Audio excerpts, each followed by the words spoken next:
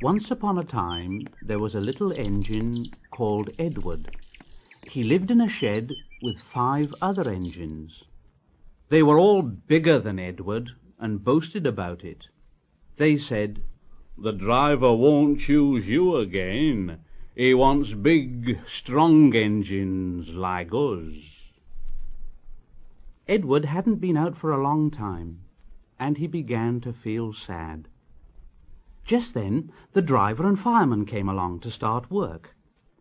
The driver looked at Edward and said, "What's the matter? Are you feeling sad? Would you like to come out today?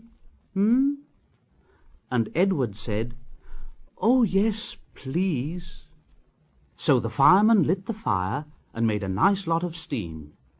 Then the driver pulled the lever and Edward puffed away. "Look at me." The other engines were very cross at being left behind, and away went Edward to get some coaches. At last Edward found the coaches, and they said, "Oh, please be careful, Edward. Don't bump and bang us like the other engines do." So Edward came up to the coaches very, very gently, and the shunter fastened the coupling. The coaches were very pleased. "Thank you, Edward. That was kind. We are glad you're taking us today." Then they went to the station where the people were waiting. "Come along, get in quickly, please." So the people got in quickly, and Edward waited happily for the guard to blow his whistle and wave his green flag. He waited and waited, and there was no whistle and no green flag. Edward was getting anxious. Where is that guard?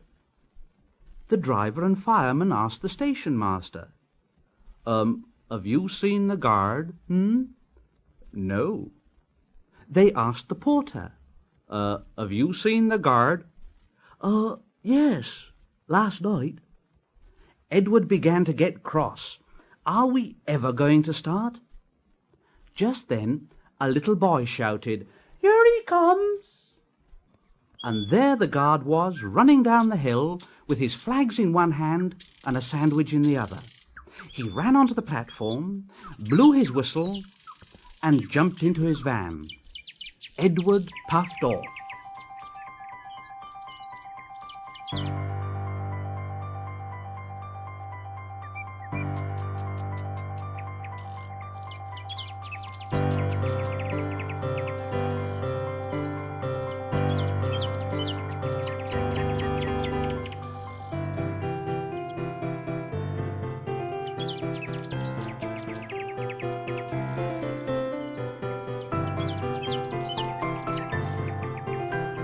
Did have a happy day.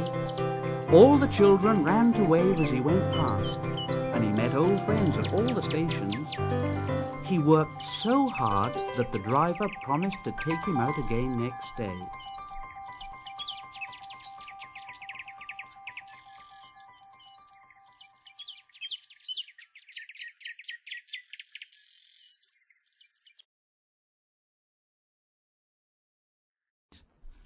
"I'm going out again tomorrow. What do you think of that?